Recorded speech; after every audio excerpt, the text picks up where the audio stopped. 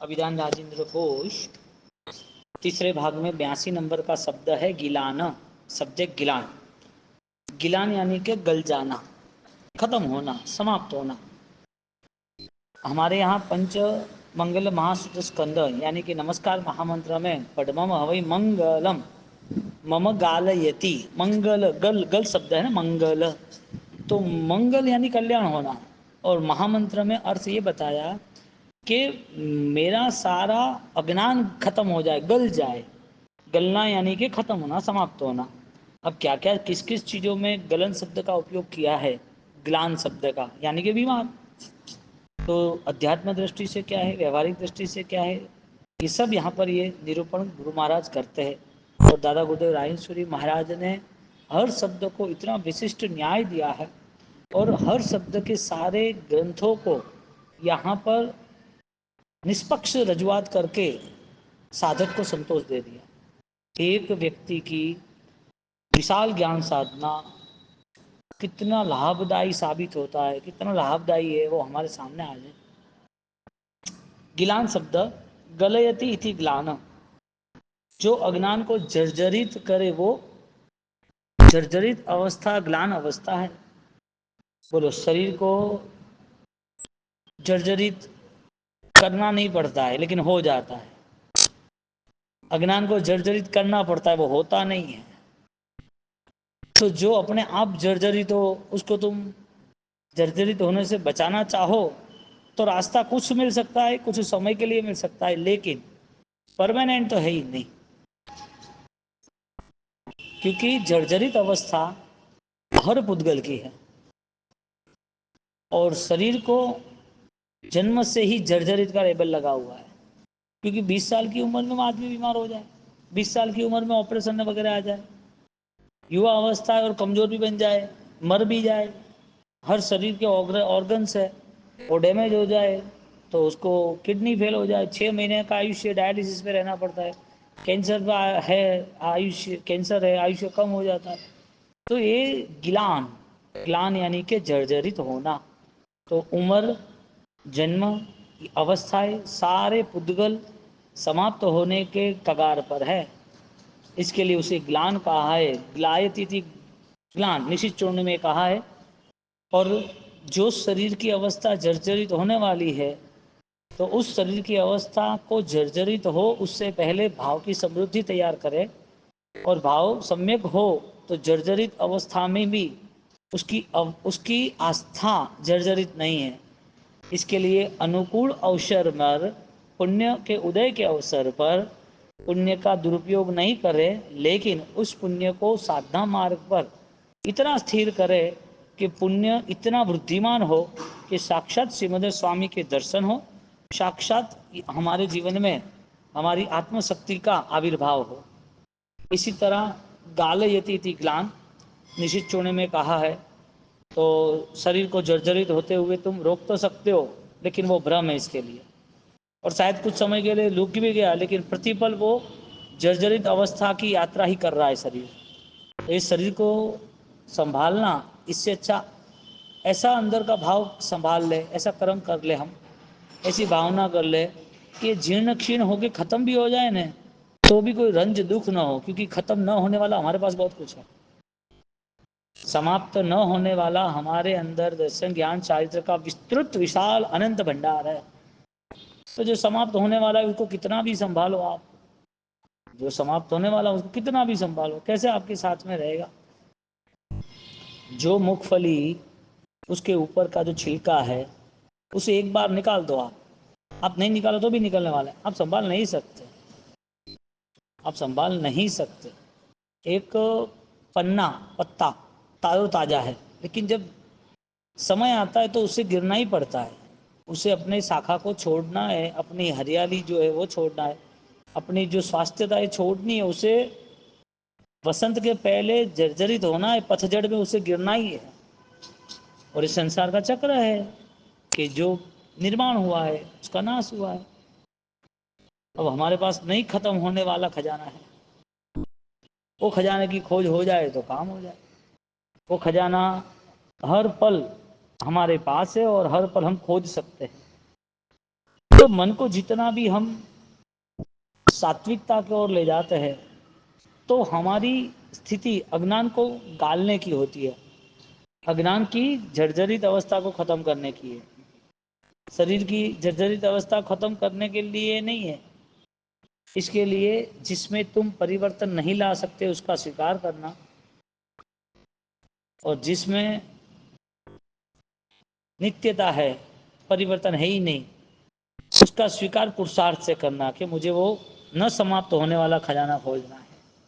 खजाना समाप्त होता ही नहीं है, ये आयुष्य समाप्त हो जाता है। आत्मा की शक्ति कभी कम नहीं होती है, शरीर की शक्तियां कम होती जाती रहती है।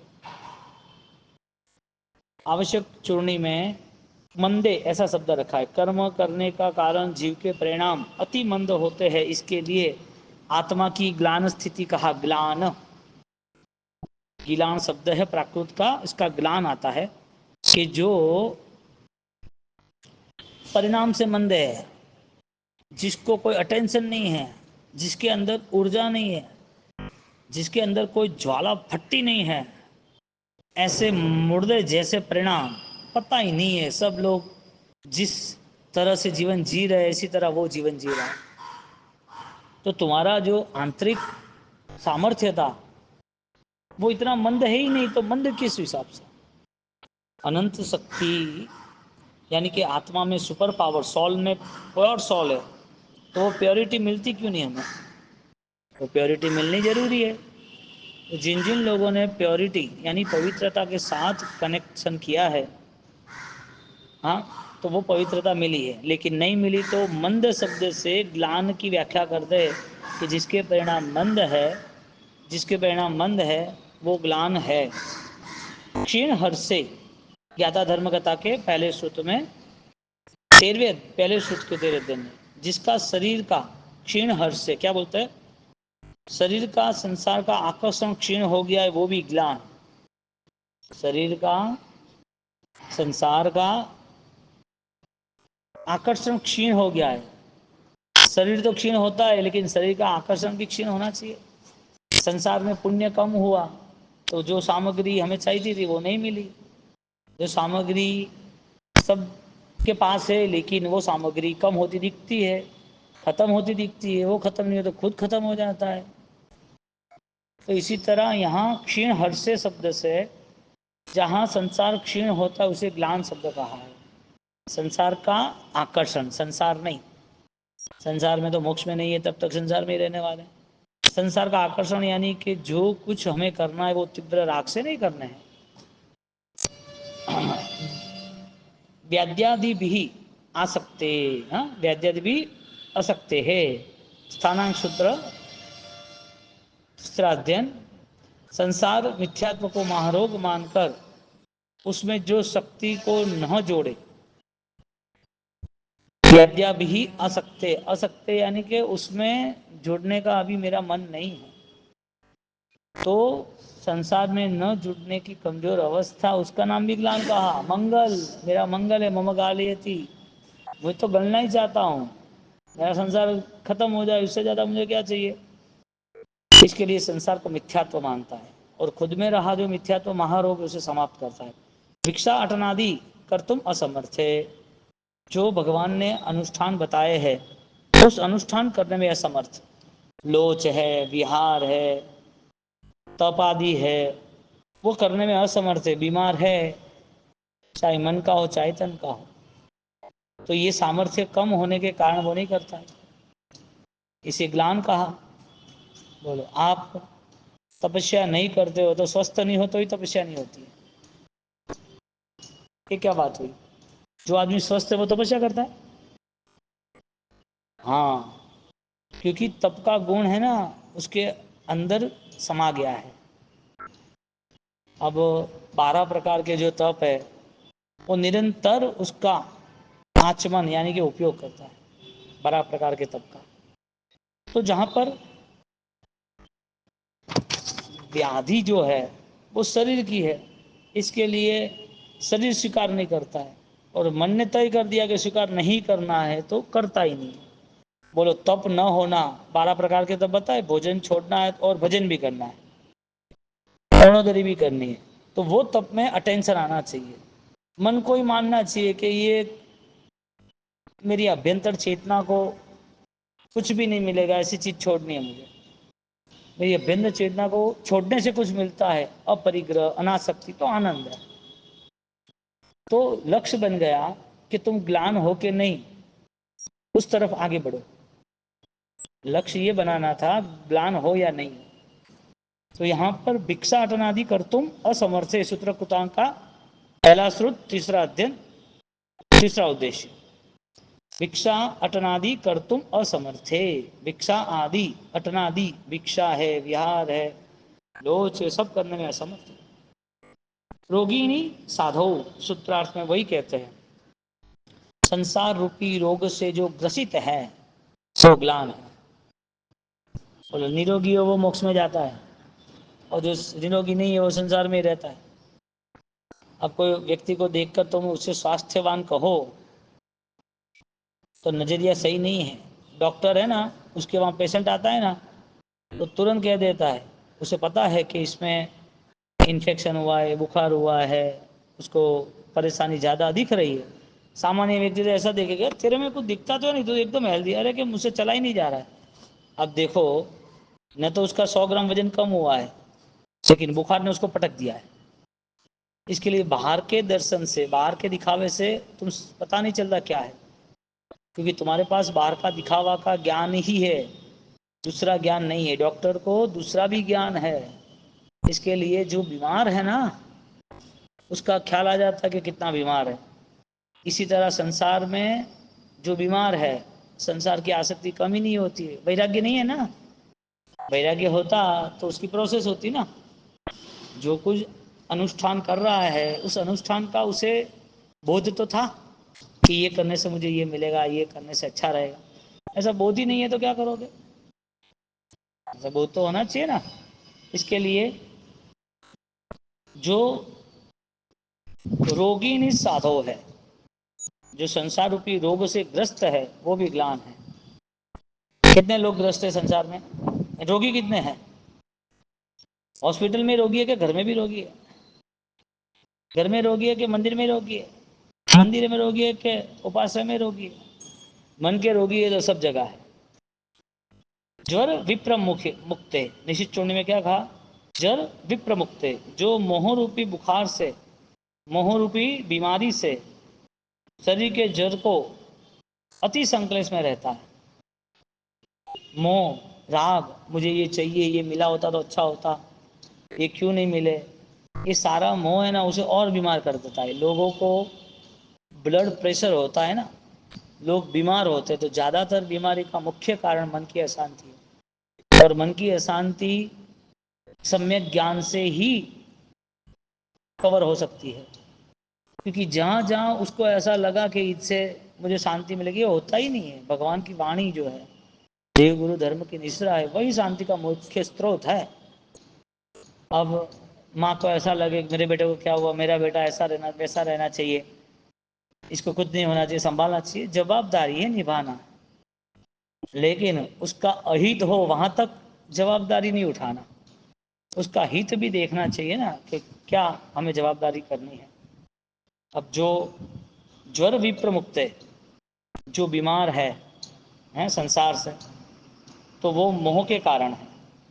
और मोह का कारण ऐसा है, उसे समझने ही नहीं देते, और वहां तक कि वो पागल बन जाते, सदमा लग जाते, अपनी जिंदगी 20-20 साल बर्बाद कर देते। मेरा लड़का चला गया, मर गया, क्या होगा? अरे भाई, ना हो जरूरी है, सही है, तो जैन शासन मिला है, आराधना करते, लेकिन ऐसा नहीं सोचते मेरा बेटा, तुम्हारा बेटा जो है वो शरीर के साथ मृत्यु लेके आया है, जन्म के साथ शरीर के साथ बीमारियां लेके आया है। तुम्हारा बेटा क्या, तुम भी लेके आओ। जितने भी यहाँ औदारिक शरीर है, वो शरीर में फाइनली 100% क्षणिकता, ग्लानता, बीमारियां, सब कुछ है। अब तुम सोचोगे ऐसा नहीं होना चाहिए, ऐसा कैसे हुआ? ये सारी बीमारियां मन की है, हाँ? मोह रूपी बुखार, मोह रूपी बीमारी। अब शरीर का कारण मोह रूपी बीमारी चलती रही। कार्यम अपि, क्या कहते हैं आगे? हाँ, कार्यम किम अपि ज्ञान दर्शनादिकम तत् समीप समीप आदा दीयमान प्रति जागृति है। बृहत्वृत्ति का साधक शरीर को कोई भी दशा में, कोई भी कार्य में ज्ञान आदि के समीप रहता है। तत्समीप आदा, समीप यानी नजदीक, दीयमान प्रति जागृति, वो कोई भी दर्शन ज्ञान चारित्र की आराधना में वो अपने जागृति के करीब रहता है। शरीर के करीब तो हम हैं, इसके लिए तो इतने साल हम चले गए। हमारी उम्र लोग गिनते, कितने साल हुए, कितना आयुष्य हुआ, हमारी उम्र गिनते लोग, हम गिनते हैं। तो शरीर के पास कौन रहता है? जागृति रहती है कि शरीर के पास शरीर रहता है? मोह रहता है, और वो मोह फीका ही नहीं पड़ता है, बढ़ता जा रहा है। इसका मतलब ज्ञान का अभी तक सूर्योदय नहीं हुआ। जिस अंधेरे में यात्रा चलती रहे और वो अंधेरे की यात्रा करता ही रहे, तो समझ लेना है कि ठोकर खाएगा, गिरेगा, परेशान होगा। और वो इंतजार करे कि उजाला कब होगा, तो उसको इंतजार करना ही पड़ेगा। वो इंतजार कर रहा है कि उजाला कब होगा, तो उसका टाइम है, कर इंतजार। तो 4 घंटे और जाएंगे, उजाला होगा जरूर, लेकिन अंधेरे में चलोगे तो गिरोगे। इसी तरह जो जागरूक नहीं है, मोह के करीब रखना या जागृति को करीब रखना, जो जागरूक नहीं है, इसका मतलब अंधेरे में यात्रा है। अंधो अंध पुलाए, जाति अंधनो दोष ना करो। एक भव अंध है, दूसरा भव भी अंध है। आंख होने के बाद अंध हो सकता है? कोई हो सकता है। उसे जो दिखता है उसे स्वीकारता है। इससे भी आगे देखने की क्षमता रखो, जो अदृश्य है उसे भी देखो श्रद्धा की आंखों से। तो कार्यम अपनी क्या कहते हैं? तत्समीपे आदा प्रति जागृति, उसके करीब, जागृति के करीब रहता है जी, मोह के करीब नहीं रहता है। जिन जिन ने मोह के करीब रहा, मोह से दूर नहीं हटा, तो नियम है मोह और दुख साथ में। मोह और दुख, मोह ही दुख है, मोह और दुख नहीं, मोह ही दुख है। फिर मिथ्यात्व परित्याग स्मुत्थम अन्येषाम तस्य व मिथ्या दर्शन गमनम। जो साधक मिथ्यात्व का त्याग करता है और सम्यक का स्वीकार करता है, मूलभूत रूप से वो ग्लान अवस्था को त्याग कर देता है। ग्लानिनता उसकी छूट जाती है, बीमारियां खत्म हो जाती है। सम्यक दर्शन को स्वीकारना यानी अनंत काल की चुनौती है। मिथ्या तो स्वीकारने थोड़ी देगा। अज्ञानता को तो ये संसार मेरा पराया, एक किसी के ऊपर अपराध बोध, किसी को गलत ठहराना, ये तो चलता रहता है। तो अनंत काल से चला आया है, और आत्मा के स्वभाव में ये सब कुछ था। अब हम आज की दुनिया में, हमें सम्यक दर्शन के करीब जाना है, तो अनंत काल की चुनौतियों का सामना करना पड़ेगा। कितना मन सहज और सरल परिणाम से जुड़ना पड़ेगा। अध्यात्म से जुड़ने के लिए कितनी बड़ी चुनौती, कितना बड़ा युद्ध है। अध्यात्म एक युद्ध है, स्वयं के विरुद्ध है। अध्यात्म एक युद्ध है, स्वयं के विरुद्ध है, और करने वाला समृद्ध है। हाँ, जरूरी है। बोलो, भस्म के व्याधो, जैसे एक भस्म होती है जो व्याधि में काम लगती है, तो वो भस्म बनाना, इसका मतलब उसका गलना। साधर्मिक वात्सल्यम च अनुपालितम भवति, बृहस्पति का वाक्य है। साधक ग्लान जीवों को वात्सल्य और सेवा प्रतिबल करता है। साधर्मिक वात्सल्य च अनुपालितम, वो पालन करता है किसका? जहां ग्लान अवस्था है। बोलो, खुद के लिए वात्सल्य करता है, खुद की आत्मा को उजागर करने के लिए उसका पुरुषार्थ वो वात्सल्य है। और दूसरा कोई जीव है तो उसको भी वात्सल्य देता है, उसको तकलीफ हो तो उसको साथ देता है, वात्सल्य। यथा यथा आत्मनः समाधि उत्पद्यते तथा पिंड पातादिकम विधेयम इति है सूत्र कृतान का। जैसे जैसे भोजन आहार वातावरण है, जीव समाधि को उत्पन्न होता है, वैसे भोजन आहार वातावरण अनुकूल आदि करना ही जरूरी है। समाधि यानी कि आप एक स्वतंत्र सेनानी, फ्रीडम फाइटर हो, समाधि में रहना है ना, तो ग्लान अवस्था आएगी, तो ग्लान अवस्था को समाप्त करने वाला वो हर जगह पर सेट हो जाता है। बोलो, समकीर्ति को फरियाद होती नहीं है, समकीर्ति को शिकायत होती नहीं है। मिथ्यात्व की शिकायत दूर होती, मिथ्यात्व को शिकायत ही दूर नहीं होती है, हर बार कुछ ना कुछ शिकायतों से जुड़ता रहता है। ऐसी जिंदगी अनंत काल तक नहीं बदली है। अभी बदलना है तो रास्ता है या नहीं है? तो क्यों नहीं अपना रास्ता? बदलना हो तो रास्ता अपनाएगा। उसको जो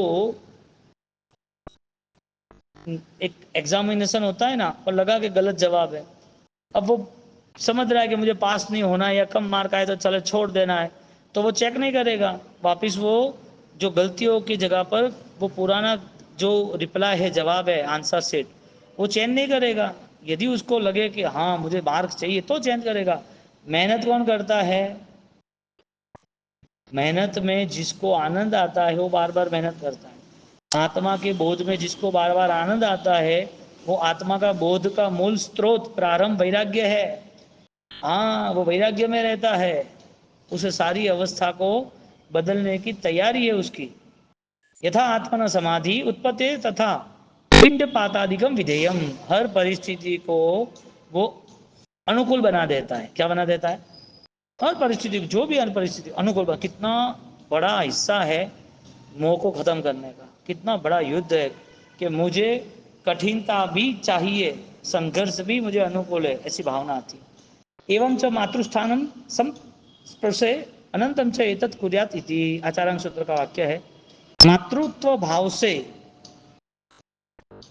यानी कि मनोज्ञ हितकारी ऐसे अन्नादि ग्लान की भक्ति के लिए भिक्षु ग्रहण करता है। बोलो, मातृ का पद है ना, उठने में धुएवा संपुरुष से अन्नम से एतद कुर्यात इति। आचार्य सूत्र में कहा है कि भाई भोजन क्यों ग्रहण करना, तो कि उनके हित के लिए भोजन ग्रहण नहीं करना है, लेकिन भोजन की आवश्यकता होती है तो ग्रहण करना पड़ेगा। तीन चीज तुम्हारे हाथ में नहीं है, वाटर सिस्टम है। एक भोजन, दूसरा ऑक्सीजन, तीसरा मन। तीन चीज, तीनों चीजों में मृत्यु ये नहीं हो तो ही है। ऑक्सीजन नहीं हो, मन नहीं हो, तो मृत्यु है। अब सोचो, ऑक्सीजन के बिना कोई जी सकता है? नहीं जी सकता है। इसके लिए मातृस्थान स्पर्श से अन्नतम, तो भिक्षुक जो है, साधक जो है, उसे कुछ ग्रहण करना पड़ता है, चाहे ऑक्सीजन हो चाहे विचार हो। तो कुछ समय के लिए वो ग्रहण करके वापिस अपनी आराधना में लग जाते हैं। ग्लानस्य निरोगितार्थम भिक्षुक दानाय यत् कृतम कृतम भक्तम तद ज्ञान भक्तम, ग्लान के निरोगी होने के लिए जो अन्न का दाना है वो भी योग्य होना चाहिए। भगवती सूत्र के 5वें शतक में, छठे उद्देश्य में। हाँ, जो ग्लानस्य निरोगितार्थम, जो बीमार है, ऐसे बीमारी के कारण भिक्षुक को वो अच्छा भोजन करना जरूरी है। ग्लानस्य रोग उपशमनार्थम आरोग्यशालायाम च ग्लानस्य व दीप्यमाने भक्ते, निश्चित चूर्ण का वाक्य है। ग्लान जीव उपशांति के लिए, स्व शांति, आरोग्यशाला में, आरोग्यशालायाम स्वस्थता के लिए औषधि वगैरह कुछ लेता है तो वो कुछ समय के लिए है। ग्लानस्य भक्तपान आदि भी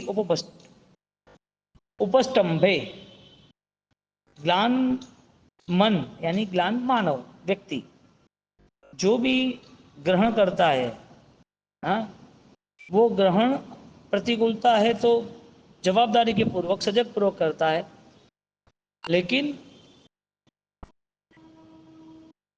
उसी चीज की जो उसके जीवन में उपयोगी है, इस मानव देह के लिए जरूरी, उसी चीज की यदि किसी की सेवा करता है, सेवा यानी ज्ञान की सेवा, तो कमजोर है इसके लिए उसको सहायता करता है।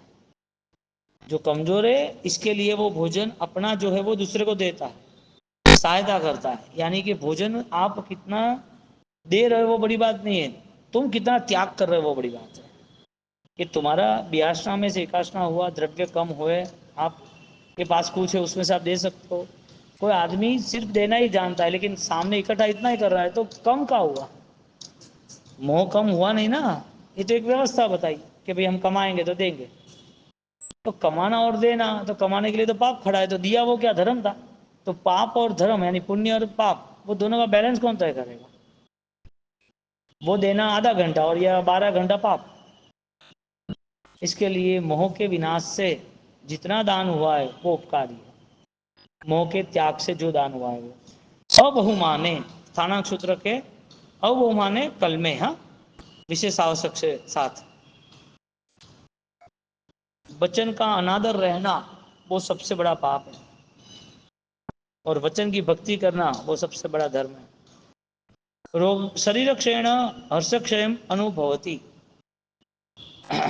शरीर क्षयण हर्ष क्षय अनुभवती, वाह वाह वाह। शरीर रोग पीड़ा दर्द आदि जर्जरित अवस्था में आनंद आना, तीव्र आनंद आना, ग्लान है फिर भी, वो हर्ष का विषय है, खुशी का विषय है। जितना भी अनुकूल संयोग आपका समाप्त हुआ है, इसका मतलब प्रतिकूलता आपको आनंदकारी साबित हो रही है। प्रतिकूलता पसंद नहीं आती, सहन नहीं कर सकता, स्वीकार नहीं सकता, मैनेज नहीं कर सकता तो मर जाता है। लेकिन प्रतिकूलता की कैपेसिटी है, इसके लिए जी रहा है, तो ट्राई करता है कि कितनी प्रतिकूलता मैं एक्सेप्ट करूं, कितनी प्रतिकूलता के साथ मैं आगे बढ़ूं। क्योंकि प्रतिकूलता जो है वो प्रतिकूलता या तो मौत देगी या सहन शक्ति देगी।